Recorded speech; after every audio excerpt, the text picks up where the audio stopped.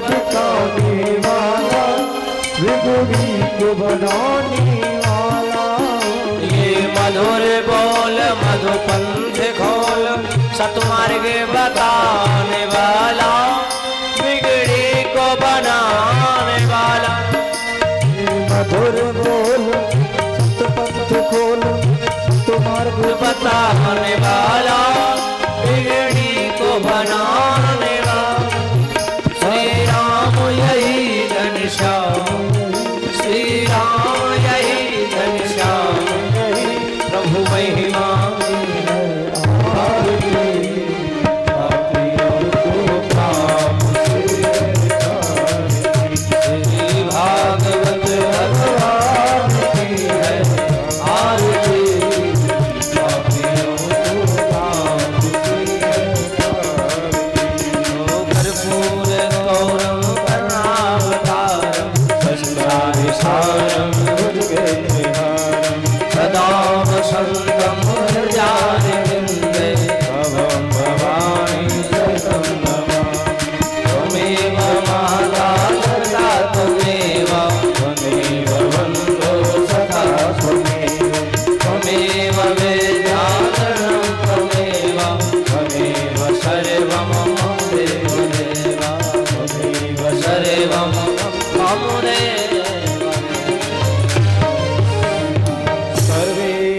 सुखिनः सर्वे सन्तु निरामया, सर्वे भद्राणि पश्यन्तु मा दुःखमाप्नुयात्। ओम शांति शांति शांति। छींटा लगे नीर का कष्ट मिटे शरीर का, छींटा लगे पानी का कष्ट मिटे प्राणी का। सभी पुष्प ले लेंगे। हरि ओम। यज्ञेन यज्ञमयन्त देवास्तानि धर्माणि व्रतमान्यासन्, तेहनाकं महिमानः सचन्त यत्र पूर्वे साध्या सन्ति देवा। हरि ओम। एकदन्ताय विद्महे वक्रतुण्डाय धीमहि तन्नो दन्ती प्रचोदयात्। हरि ओम। नारायणाय विद्महे वासुदेवाय धीमहि तन्नो विष्णु प्रचोदयात्। नाना सुगंध पुष्पाणि यथा कालोद्भवानि च, पुष्पांजलिर्मया दत्तो ग्रहण परमेश्वरम्। सुमन सुगंधित सुमन गयो, सुमन सुगंधि सुजान, पुष्पांजलि अर्पण करूं मेरे देव करो स्वीकार। इति मंत्र पुष्पांजलि समर्पयामि। बोले श्रीमद्भागवत महापुराण की जय, बोले व्यास जी महाराज की जय, बोले सुखदेव जी महाराज की जय, वृंदावन बिहारी लाल की जय, राधे रानी सरकार की जय। सभी भक्त आरती लें और अपना अपना स्थान ग्रहण कर कथा श्रवण कर अपने जीवन को धन्य बनाएं। राधे राधे। जय जय श्री राधे।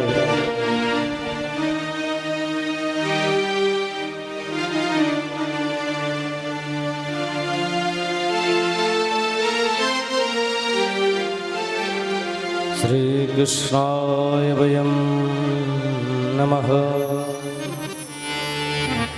श्री गुरुचरण कमलेभ्यो नमः। श्री कृष्णाय वयं नमः।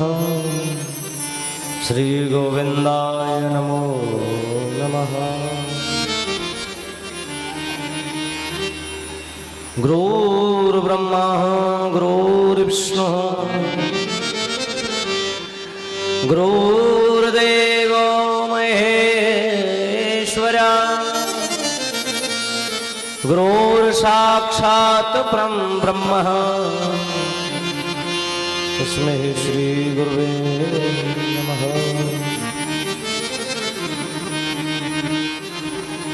मंगलम भगवान विष्णु मंगलम गरुड़ध्वज,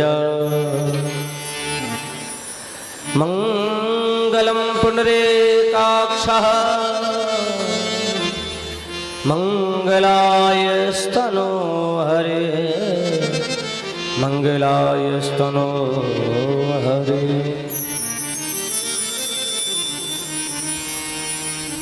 राधे तो बड़ भागने कौन तपस्या कीन, तीन लोक तारण करण सो तेरे यार, सो तेरे यार।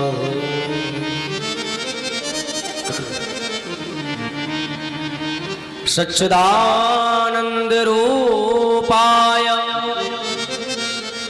विश्वोपत्यादि हेतवे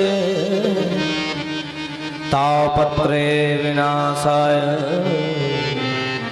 श्री कृष्णाय वयं नमः।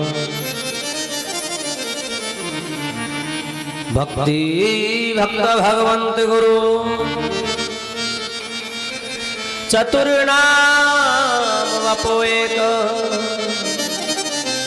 तिनके पग वंदन करूं नाशत विघ्न।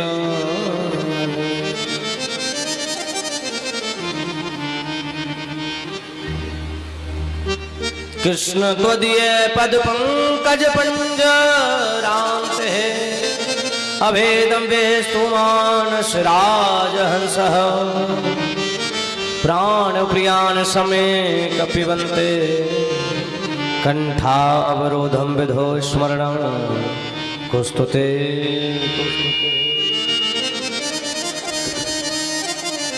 कृष्ण त्वदीय पद पंकज पंजरांते है, अभेदं वेस्तुमानस राजहंसः। प्राण प्रियान समे कपिबन्ते, कंठावरोधं विधो स्मरणं कुस्तुते कुस्तुते। वसुदेवं सुतं देवं कंसचाण्डूरमर्दनं, देवकी परमानन्दं कृष्णं वन्दे जगद्गुरु, कृष्णं वन्दे जगत्।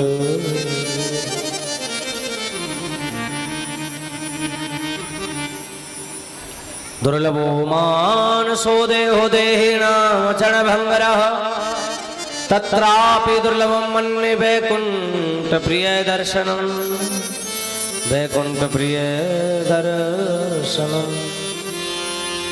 वंशीविभूषितकरार्णवनीरदाभा, पीताम्बरादरणबिम्बफलादनुष्ठात्, पूर्णेन्द्र सुंदर मुखादणवेन्द्र नेत्रात्।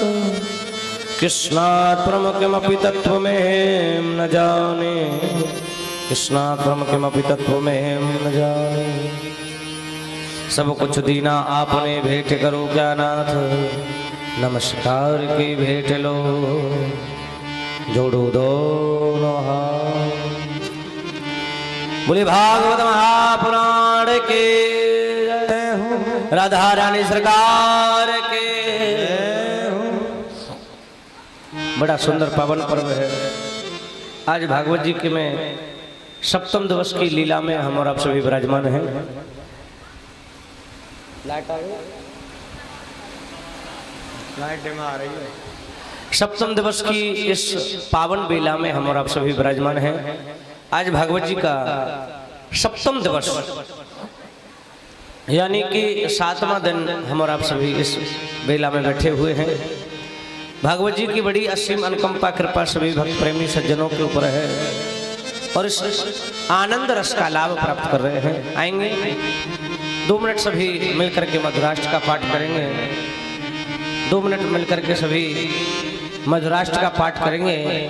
ये मधुराष्ट्र का पाठ कब का है? जिस टाइम वो गोपियां भगवान के स्वरूप सौंदर्य का वर्णन करती हैं, जिस टाइम भगवान कृष्ण वहां से गाय चरा करके आते हैं, उस टाइम मधुराष्ट्र का पाठ है। सभी भक्ति भाव के साथ में मिलकर के गाएंगे।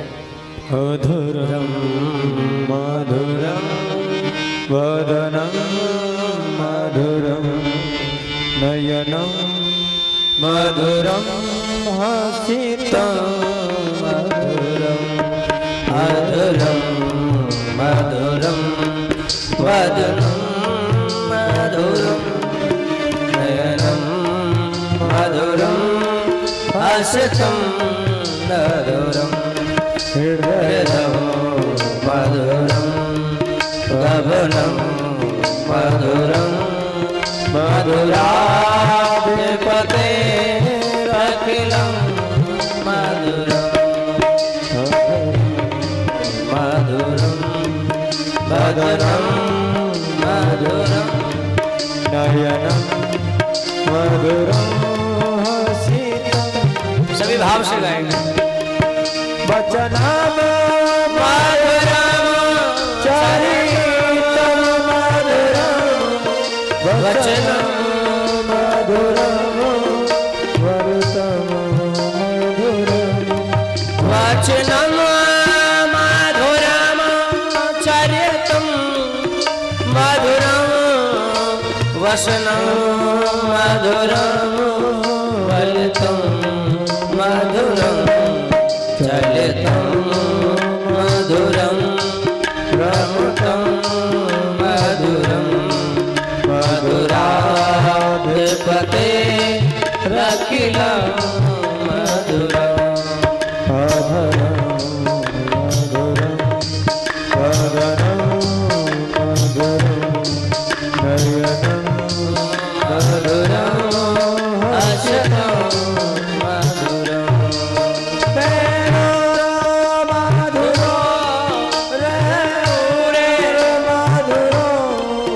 वेणुरे मधुरो रेणुरे मधुरो मधुरो मधुरे मधुरो मधुरं सत्यं मधुरं मधुराधिपते रखिलं मधुरं मधुरं मधुरं मधुरं मधुरं मधुरं हसितं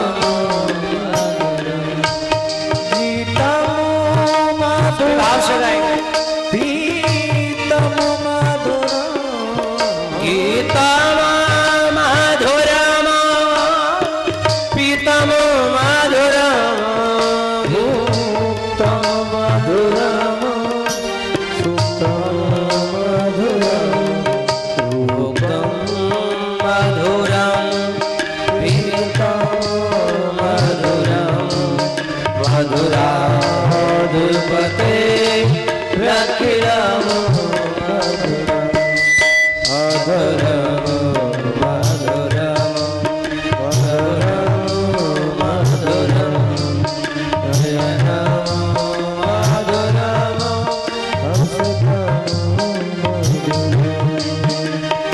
करणं मधुरं तारणं मधुरं करणं मधुरं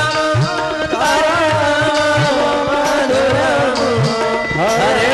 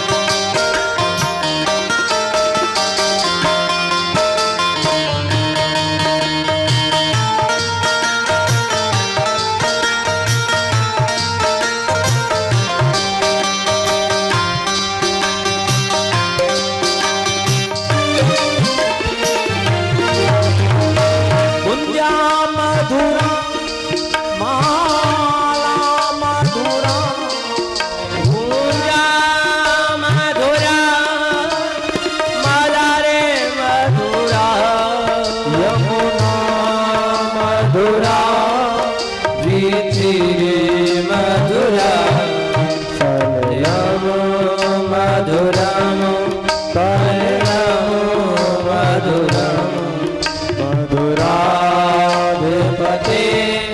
रखिलम मधुरम मधुरम मधुरम मधुरम नयनम मधुरम हसतम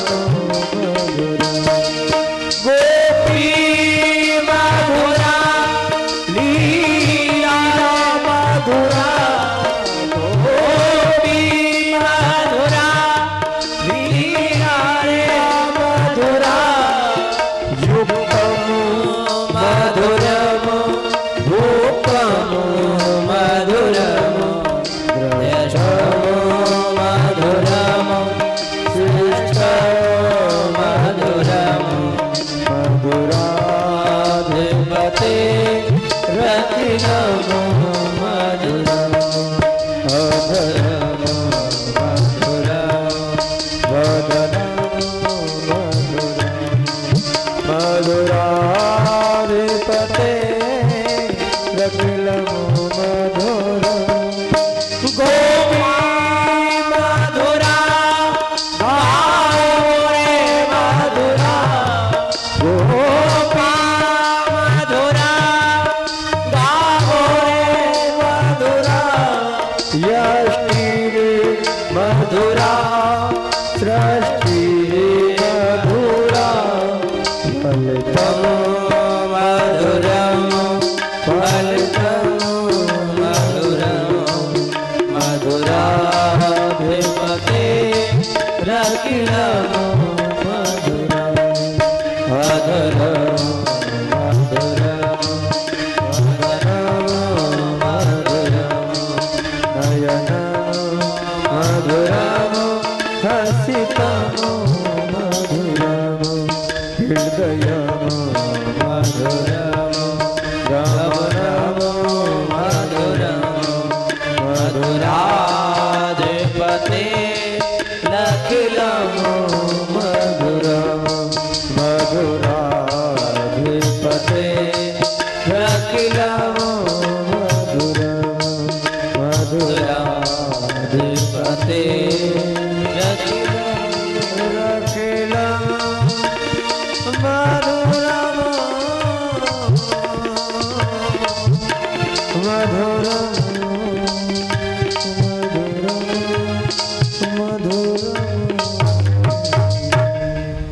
परम मंगल में परात्पर अखिलेश्वर अकारण करना वरना ले वक्ति वांछिल प्रकल्प तरो श्री दंड विदुंद पितंबर धारे श्री बाल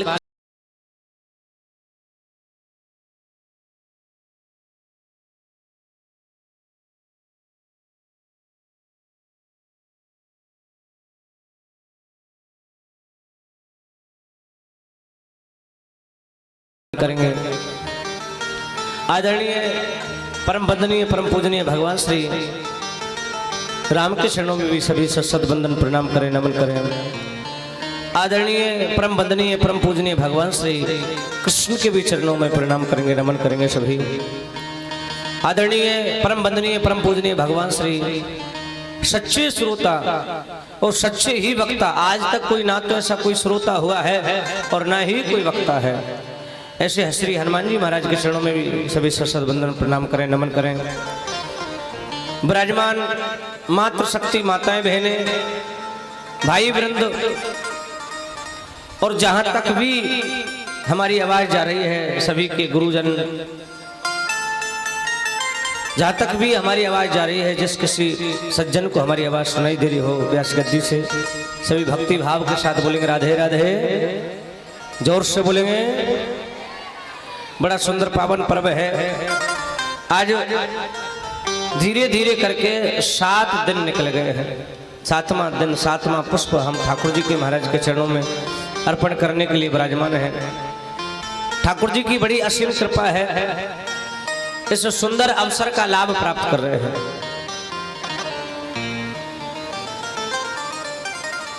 भगवान भोलेनाथ की असीम कृपा होती है। कहते हैं जब मेरा दीनानाथ किसी पर कृपा करता है तो भरपूर कृपा करता है, और जब कृपा का पात्र नहीं होता है तो ठाकुर उस पर कृपा नहीं प्रदान करता है।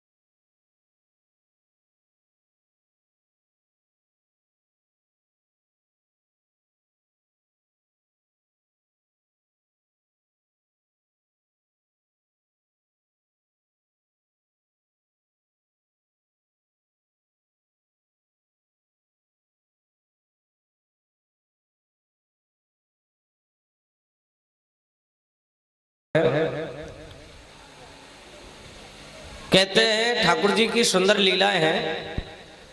इन लीलाओं में वर्णन क्या है कि जिसको ठाकुर जी देना चाहता है वह आनंद में देता है, और जिससे लेना चाहता है उसे थप्पड़ मार करके ले भी लेता है। एक बार की बात है, भगवान भोलेनाथ और मैया पार्वती घूमते घूमते जा रहे थे। उन्हें लगा कि भैया बड़ी सुंदर खुशबू आ रही है, देखेंगे तो आए ये खुशबू कहां से आ रही है। गए तो एक जो झोपड़ी वाला था, तो झोपड़ी के में से अंदर से सुंदर खुशबू आ रही है, और झोपड़ी के जस्ट सामने जो था वह कोठी वाला था। बड़ी सुंदर लीला है। अब कैसी सुंदर लीला महाराज, जो झोपड़ी में से खुशबू किसकी आ रही है, वो भक्ति की खुशबू आ रही है, भक्ति की खुशबू। तो भोलेनाथ यहाँ वर्णन कहते हैं कि देवी इसके पास कुछ होने के ना होने के बावजूद भी इसको घर में इतनी सुगंध है, भक्ति है, भाव है, और इसके सब कुछ होने के बाद में भी इसके भाव नहीं है। अब उसके जस्ट सामने कोठी वाला था, उसको रात को नींद भी नहीं आ रही है। अच्छा, ज्यादा पैसे वालों को नींद भी नहीं आती, अक्सर बात है। जिस पर ज्यादा पैसा होता है ना, उसको नींद कम आती है। अब जिसके पास कुछ है ही नहीं, तो भैया तो वह तो चकाचक सोता है। अब कुछ है ही नहीं तो लेकर के क्या जाएगा। बड़ी सुंदर लीला है। भोलेनाथ कह देते, देवी जो यह है झोपड़ी वाला है ना, मैं इसे छप्पड़ फाड़ करके दूंगा। बोल दिया। अब कोठी वाले ने जब इस बात को सुना और सुन करके वह सुबह हुआ तो झोपड़ी वाले के पास गया, जाकर के कहा कि महाराज हमें आपकी झोपड़ी बड़ी अच्छी लगती है, आप हमें इस झोपड़ी को दे दीजिए। जैसे ये शब्द बोला है तो उन्होंने कहा कि महाराज आप तो बड़े बड़े महलों में रहते हैं, आप झोपड़ी को लेकर के क्या करोगे। नहीं नहीं नहीं प्रभु, हमें आपकी झोपड़ी को चाहिए। उन्होंने कहा ठीक है, यदि तुम्हारी मर्जी है। तो जो कोठी वाला है वो झोपड़ी में चला गया, और जो झोपड़ी वाला है वो कोठी में चला गया है। रात हुई, उसे भोलेनाथ के वचन याद थे। उसने क्या किया, पूरी झोपड़ी में तिरपाल बिछा लिया, बाबा ने कहा था कि छप्पड़ फाड़ के दूंगा। पूरी रात भर बैठा रहा। भोलेनाथ और माँ पार्वती सुबह आए। उन्होंने कहा, हाथ पकड़ लिया महाराज। पूरी रात निकल गई बैठे बैठे। आपने कहा कि छप्पड़ फाड़ के दूंगा, ये छप्पड़ तो फटा ही नहीं है। भोलेनाथ कहते हैं, भैया जिससे मुझे छप्पड़ फाड़ के देना था उसको तो मैंने सुबह ही दे दिया है, और जिसे लेना था उसे मैंने ले भी लिया। उसी प्रकार यह वर्णन है, जिसे मेरा परमात्मा देना चाहता है तो छप्पड़ फाड़ के देता है, और जिसे लेना चाहता है उसे लपड़ मार करके ले लेता है। हम किस चीज का गुरूर करें, किस चीज का अपमान करें? ना हम वैभव का अपमान कर सकते हैं, ना हम रूप का अपमान कर सकते हैं, ना हम बल का अपमान कर सकते हैं। क्योंकि कोई भी वस्तु, कोई भी चीज हमारे जीवन के लिए बनी तो है, परंतु इस पर हमारा अधिकार नहीं है। हम अपने बल का भी हमारा अधिकार नहीं है। आप सोचें, आपके बल का अपमान है, अभी जाए अचानक गिर जाए या एक्सीडेंट हो जाए तो हाथ पैर टूट जाए तो क्या बल काम करा? तो इसी प्रकार यह वर्णन है भागवत जी में। आप अपमान का परित्याग करके ठाकुर जी की शरण में आ जाएंगे तो हर प्रकार से आपके जीवन में आनंद ही आनंद है। राधे राधे। आएंगे हम और आप सभी कथा की ओर आगे बढ़ेंगे। बड़ी सुंदर प्रभु की लीलाएं हैं। कल हम लोगों ने बड़ी सुंदर भगवान श्री कृष्ण और मैया रुक्मिणी का विवाह महोत्सव आनंद पूर्वक दर्शन किए।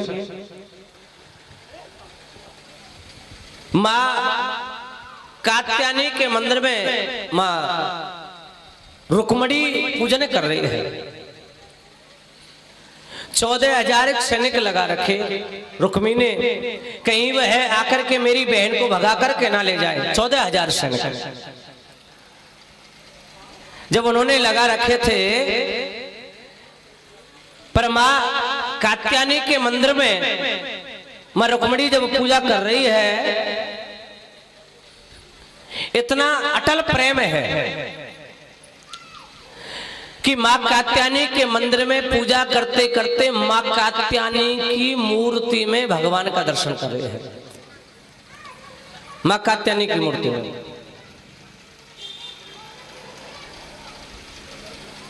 जीवन में याद रखें कि प्रेम कैसा हो। हम प्रेम जिससे करें तो उसकी मूर्त को हम हर जगह देखें, ऐसा प्रेम होना चाहिए। आज यहाँ माँ कात्यायनी की मूर्त में मैया रुक्मिणी कृष्ण को देख रही है। यहाँ वर्णन है, एक मंत्र का जाप करते हैं और मंत्र का जाप करते करते जो भी कन्या का विवाह, यहाँ एक मंत्र है, जिस कन्या के विवाह में किसी प्रकार की कोई समस्या आ रही हो या किसी प्रकार के व्यवधान आ रहा हो, उस जो भी कन्या इस मंत्र का जाप करती है, और वह मंत्र है कात्यायनी महामाये महायोगधीश्वरी नंद गोप सुतम देवी पतिर में कुरुते नमः। इस मंत्र का जो देवी बच्ची जाप करती है, उसके जो विवाह में जो अर्चना आती है वह अर्चना दूर हो जाती है, ऐसा वर्णन है।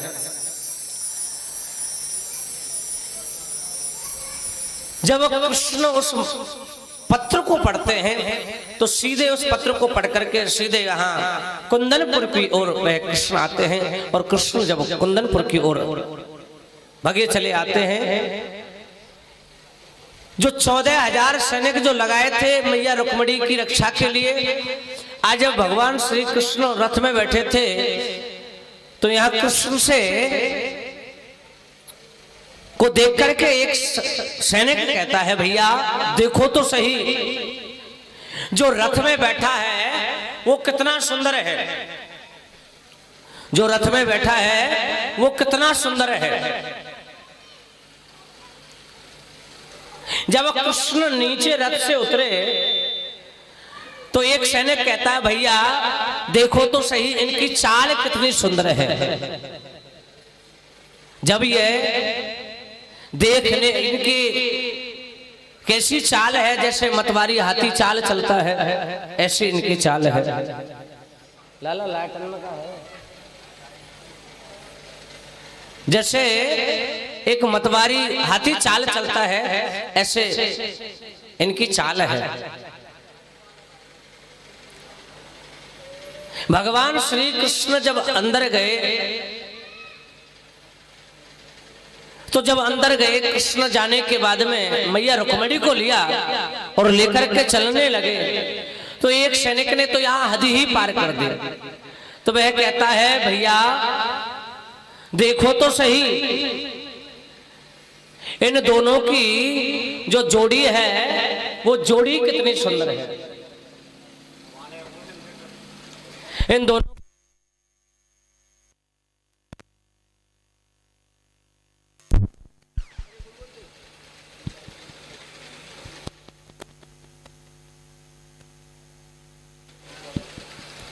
इन दोनों की जोड़ी कितनी सुंदर है, ऐसा यहां वर्णन किया गया है। जैसे ही भगवान श्री कृष्ण और मैया रुक्मिणी को लेकर के भागे, जब लेकर के भागे हैं, भागने के बाद में एक सखा एक सैनिक कहता है भैया हम यहां किस लिए खड़े हैं। तो उन्होंने कहा महाराज हम यहाँ मैया रुक्मिणी की रक्षा के लिए खड़े हैं। एक बात बताओ यदि रक्षा के लिए खड़े हैं तो रुक्मिणी कहाँ है। जो सैनिक कह रहा था कि इन दोनों की जोड़ी कितनी सुंदर है तो वह कहने लगा कि आपको दिखाई नहीं देता, लेकर के भाग तो गया वह वसुदेव नंदन, लेकर के भाग तो गया है, ऐसा वर्णन बोला है।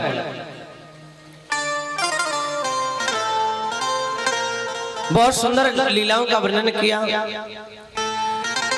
बहुत भयानक युद्ध हुआ और युद्ध होते होते जब रुक्मी को भगवान श्री कृष्ण मारना चाहते थे, रुक्मी को जब मारना चाहते तो मैया रुक्मिणी मना कर देती है प्रभु आप ऐसा ना करें, ये मेरा भाई है। भीष्मक सुंदर सुंदर बातें बताता है बेटा रुक्मी तुम नहीं जानते हो रुक्मिणी कौन है। रुक्मिणी साक्षात लक्ष्मी है और लक्ष्मी जो होती है वो बिना नारायण के किसी के पास जाती नहीं है। रुक्मिणी साक्षात लक्ष्मी है और लक्ष्मी जहां नारायण है वहां लक्ष्मी जाती है। जहां नारायण है वहीं लक्ष्मी जाती है और जहां नारायण नहीं वहां लक्ष्मी नहीं जाती है। यही सुंदर सुंदर लीलाओं का वर्णन है।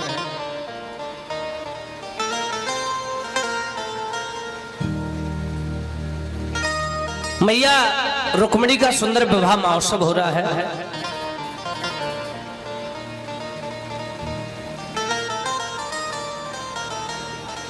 राधे राधे, जोर से बोलेंगे राधे राधे।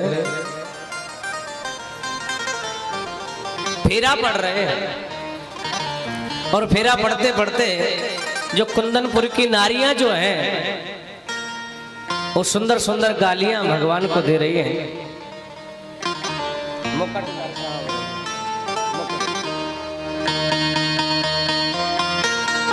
जैसे गोपियां गाली देती हैं, बड़ा सुंदर सुंदर भाव सभी मिलकर के गाएंगे। ओ मुकट धर सावरे रे लाला दोई बापन को जाय। मुकट धर सावरे रे लाला दोई बापन को जाय। मुकट धर सावरे रे लाला दोई बापन को जायो मुकुट धर सावरे रे लाला दुई बापन को जायो। अज एक बाप मथुरा बसे रे लाला दूजे गोकुल ग्राम। और एक बाप मथुरा बस्यो रे लाला दूजो गोकुल धाम। अज एक बाप मथुरा बसे रे लाला दूजे गोकुल ग्राम। एक बाप मथुरा बसे रे लाला दूजे गोकुल धाम। मुकट धर सावरे रे लाला कोई बापन को जायो मुकुट धर सावरे रे लाला दुई बापन को जायो। एक बाप मथुरा बसे दूजो गोकुल धाम रे लाला दूजो गोकुल बहन सुभद्रा आप की लाला बहन सुभद्रा अब की लाला कई अर्जुन सलमान मुकुट धर सावरे रे लाला कोई बापन को जायो मुकुट धर सावरे रे लाला कोई बापन को जायो। कुंती भुआ सुत जनो रे लाला करण द्वार के भयो। कुंती भुआ सुत जनो रे लाला करण द्वार के भयो। हाँ कुंती भुआ सुत जनो रे लाला करण द्वार के भयो। मुकुट धर सावरे रे लाला कोई बापन को जायो। ओ गोरे हैं वसुदेव जी गोरे हैं बलराम। गोरे हैं वसुदेव जी गोरे हैं बलराम। गोरे हैं वसुदेव जी गोरे हैं बलराम। गोरे वसुदेव देव की रे लाला गोरे हैं बलराम।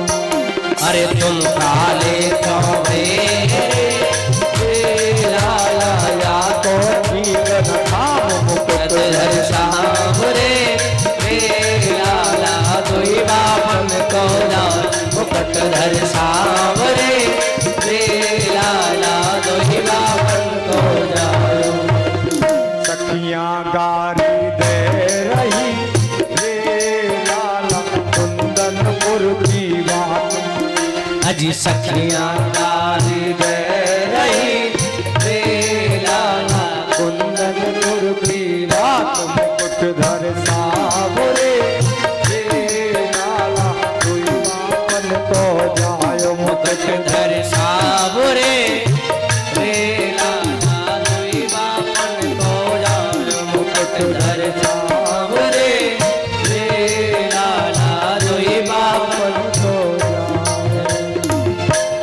बड़ा सुंदर भाव है कि मुकुट धर सावरे रे लाला दुई बापन को जाए।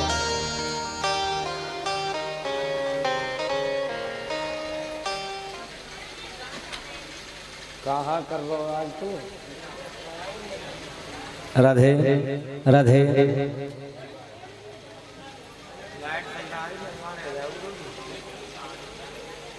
श्री राधे। तो जनरेटर भी चला दे और का देखिए लाइट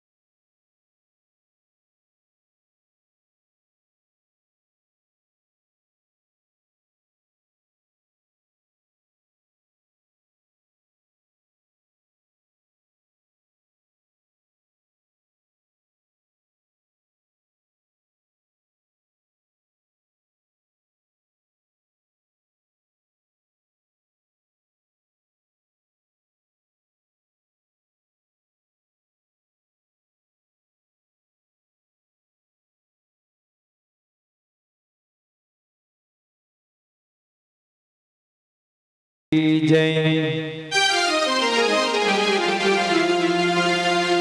राधा रानी की जय। जय जय श्री राधे श्याम।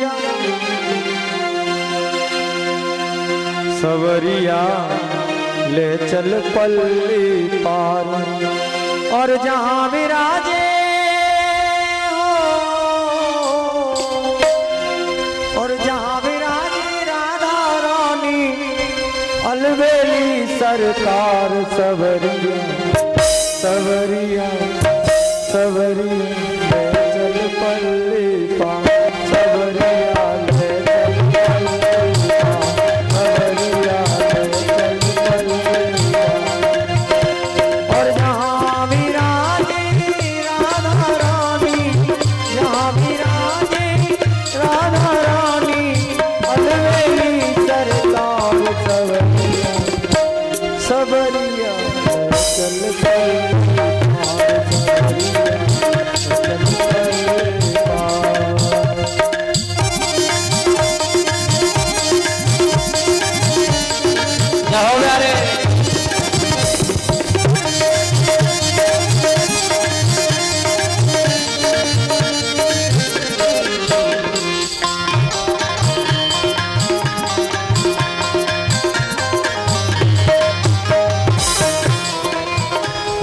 गुण सब तेरे अर्पण। गुण अब गुण सब तेरे अर्पण। पाप पुण्य सब तेरे अर्पण। पाप पुण्य सब तेरे अर्पण। ये जीवन भी तेरे अर्पण। हो ये जीवन भी तेरे अर्पण। मैं तेरे चरणों की दासी। मैं तेरे चरणों की दासी। तू मेरा प्राण आधार। सबरिया सबरिया सबरिया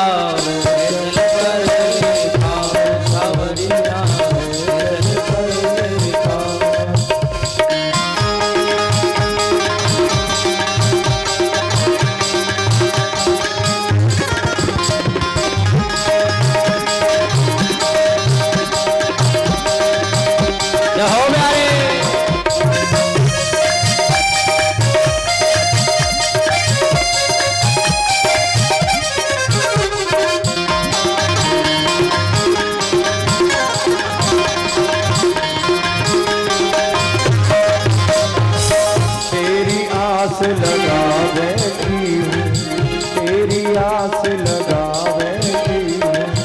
अपना आप लुटा बैठी हूँ। अपना आप लुटा बैठी हूँ। सब कुछ अपना दबा बैठी हूँ। सब कुछ अपना दबा बैठी हूँ। सावरिया में तेरी रागनी। सावरिया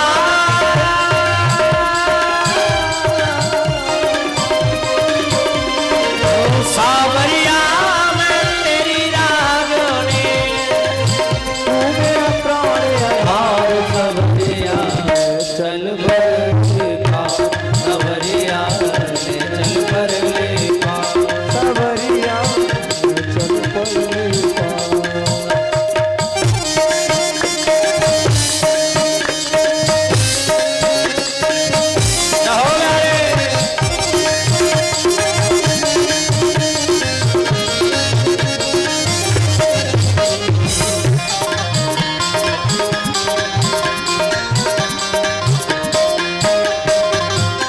जन की परवाह नहीं है। जग की कुछ परवाह नहीं है। तेरे बिन कोई चाह नहीं है। ओ तेरे बिन कोई चाह नहीं है। कोई सूझती राह नहीं है। कोई सोचती राह नहीं है। मेरे पीतम मेरे माधी हो। मेरे पीतम मेरे माधी कर दो बेड़ा पार। सवरिया चल पर ले पार। सवरिया चल पल्ली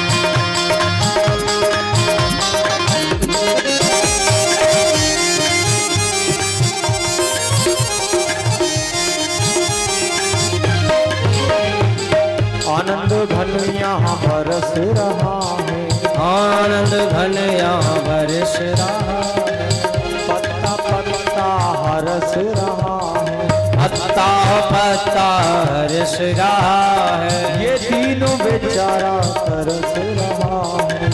दीनों बेचारा तरस रहा है। बहुत हुई अब हार गई मैं, बहुत हुई अब हार गई मैं, क्यों छोड़ा मझधार सवरिया ले चल भर ले पार सवरिया ले चल पर। सवरिया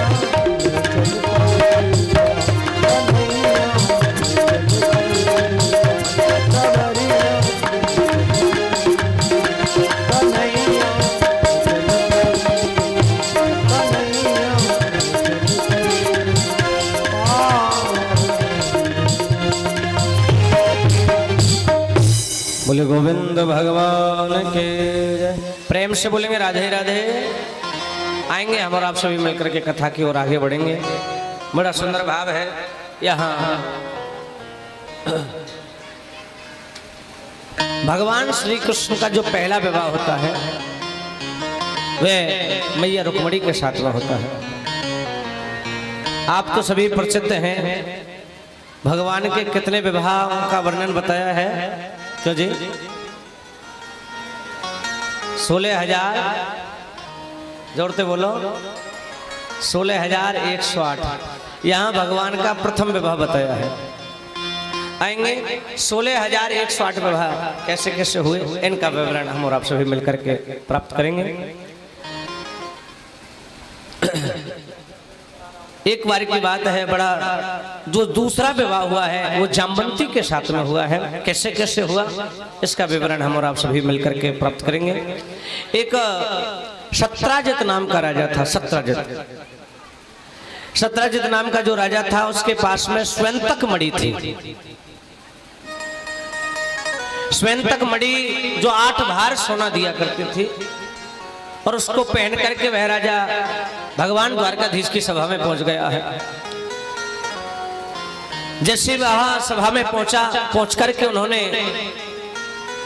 भगवान श्री कृष्ण कहते हैं, भैया सत्राजित एक बात बताओ, तुम्हारे घर में कौन कौन है? सत्राजित कहने लगा, महाराज एक तो मैं हूं, एक मेरी पत्नी है, एक मेरी पुत्री है, एक मेरा भाई है।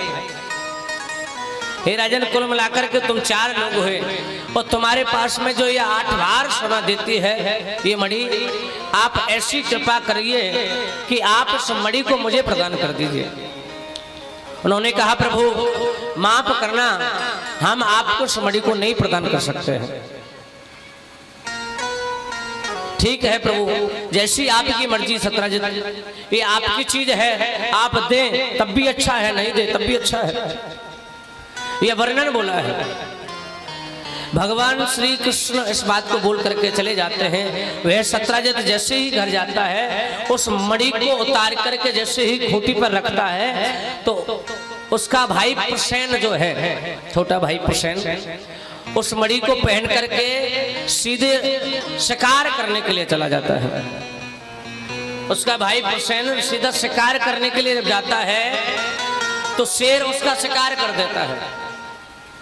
सभी ध्यान देंगे, शेर उसका शिकार करता है और जब शेर शिकार करता है, शिकार करने के बाद में उस मणि को लेकर के जैसे ही चला जाता है और चले जाने के बाद में आगे जाकर के शेर का भी शिकार एक रीछ करता है और उस मणि को लेकर के चला जाता है। क्या हुआ? जब रीछ जाता है, 1 दिन हुआ, 2 दिन हुए, तीसरे दिन सत्राजित अपनी पत्नी से कहता है, देवी परसों के दिन वे द्वारकाधीश श्री कृष्ण हमसे उस मणि को मांग रहे थे, हमने उनको मणि प्रदान नहीं करी, कहीं ऐसा तो नहीं उन्होंने हमारे भाई प्रसेन को मरवा करके उस मणि को पा लिया हो? देवी हमने उनको देखा नहीं है और बिगर देखे किसी पर कलंक लगाना महापाप होता है। हमने उनको देखा नहीं है और बिगर देखे किसी पर कलंक लगाना उचित नहीं है। आज जैसे ही मना किया तो माताओं के हृदय में कोई बात छुपती नहीं है, ऐसा वृत्तांत है। कभी भी जीवन में एक याद रखें भाई लोग, कोई ज्यादा गहराई की बात हो उसे कभी माताओं को नहीं बतलाएं।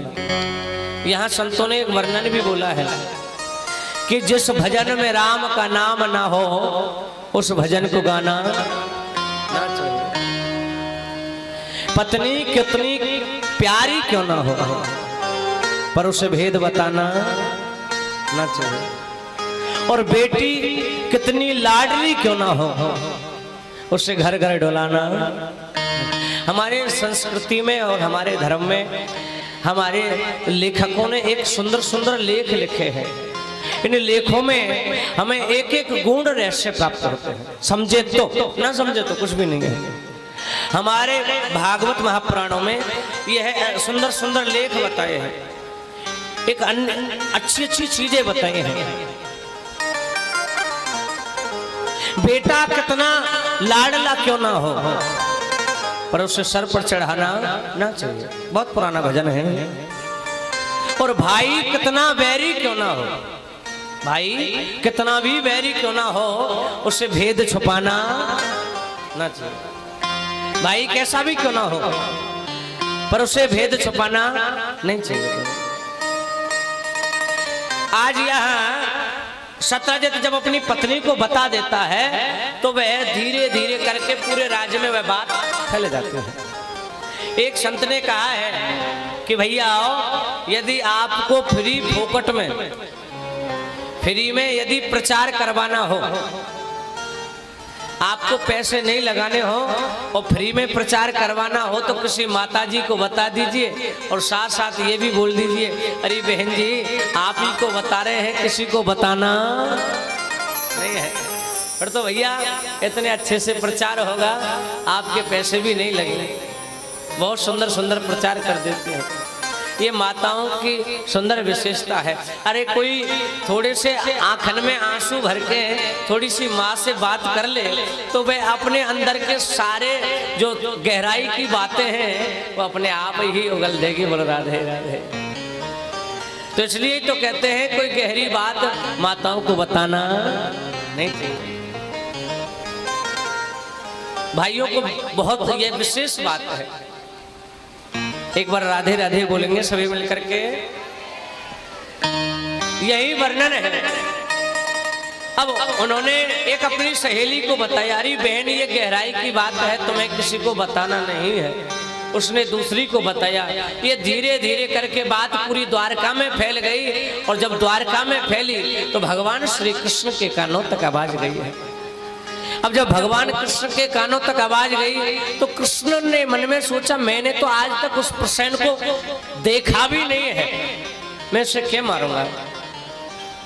गुरु गर्गाचार्य जी से कहते हैं, गुरुदेव एक बात बतलाइए, मैंने कौन सा मुझे अपने जीवन का याद है।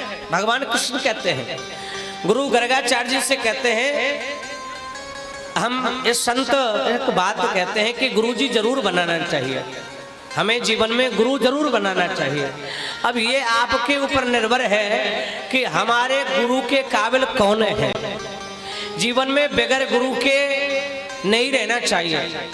अच्छा गुरु जरूर बना में, परंतु गुरु उसे बना में जो हमें लगे कि ये हमें ज्ञान दे सकते हैं, जो हमें लगे कि कभी हमें ज्ञान की आवश्यकता पड़े, कि जब कभी लगे कि हमें कोई सवाल किसी प्रकार का हमारे हृदय में गदगद कर रहा है तो उसे पूछ सकें, ऐसे गुरु की हमें आवश्यकता हो। गुरु किसे कहा गया है? गुरु वह होता है जो हमारे अंधकार को दूर कर दे। गुरु का अर्थ क्या है? गु माने अंधकार।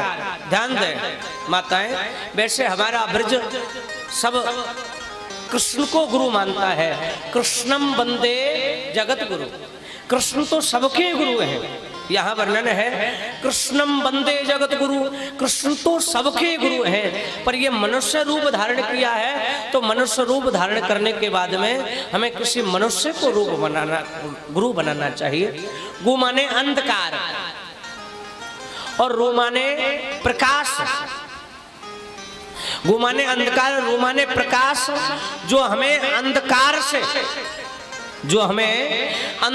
से प्रकाश में ले जाए, जो हमें अंधकार से प्रकाश में ले जाए, उसे हम गुरु कहते हैं। अंधकार से प्रकाश में ले जाए। अब गुरु बनाए किसे? लोगों ने कहा कि महाराज किसको गुरु बनाए? कौन है गुरु के काबिल? गुरु उसे बनाए जिस पर आपका मन बोले कि ये हमारे गुरु के काबिल है। किसी के कहने से कोई गुरु नहीं बनाना चाहिए। कि पानी पियो छान के, पानी पियो छान के, जितना आप पानी छान करके पियोगे इतनी लंबी उम्र जी होगी। पानी पियो छान के और भैया गुरु बनाओ जान।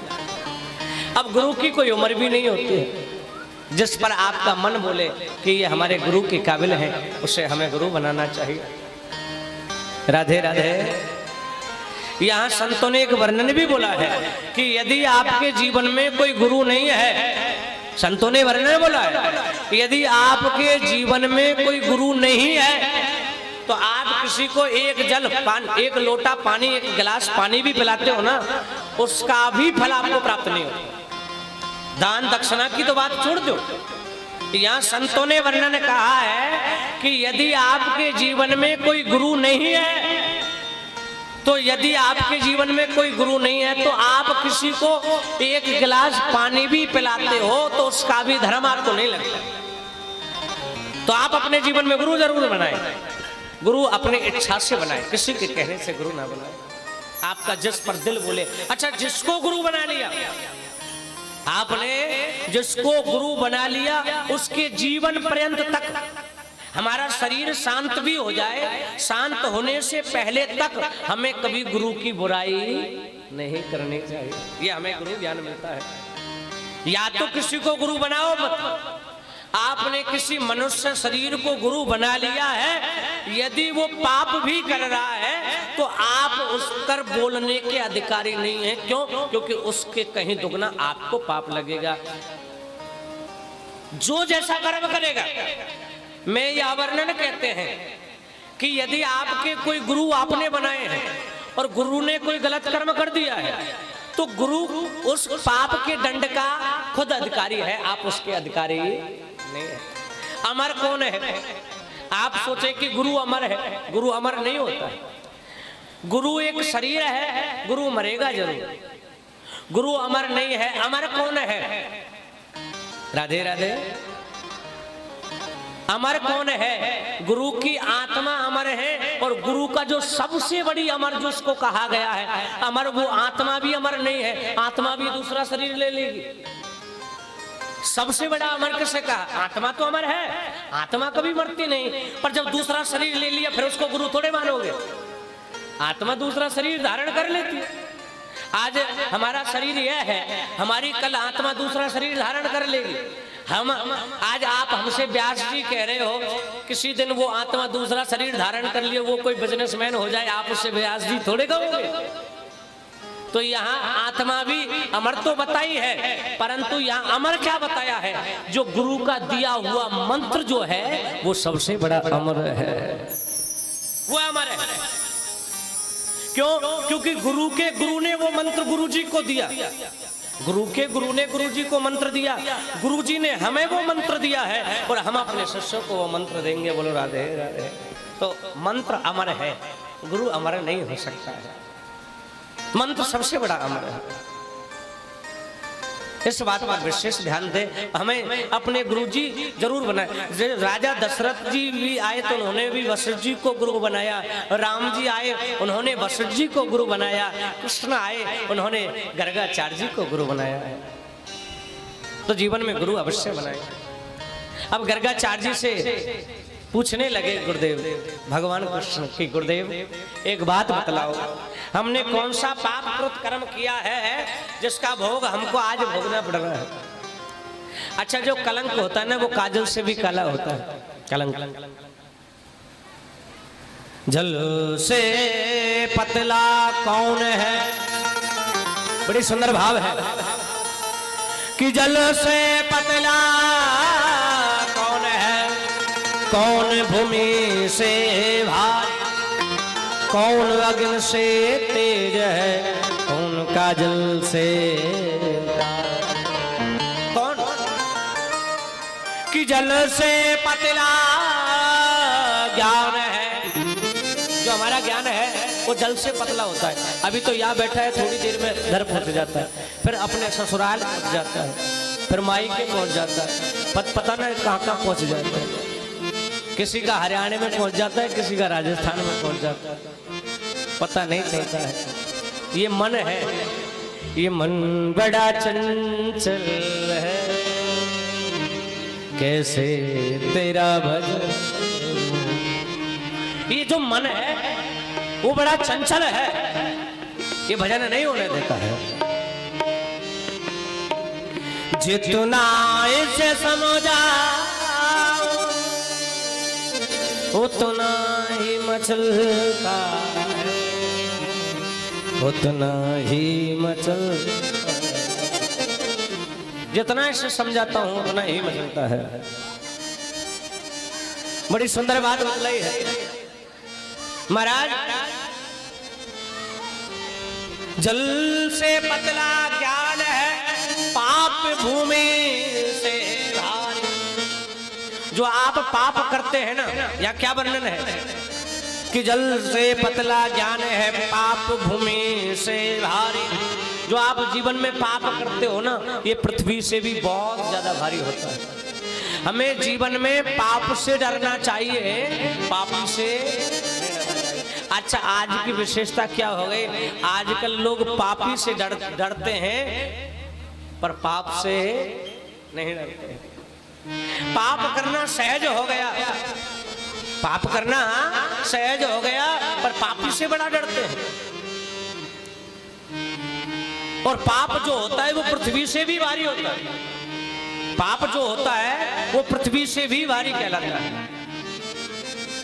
पाप भूमि से भारी है और क्रोध अग्नि से तेज है। क्रोध जो होता है वो अग्नि से भी तेज होता है। कोई नाराज होता है, जब गुस्सा होता है, कोई क्रोध करता है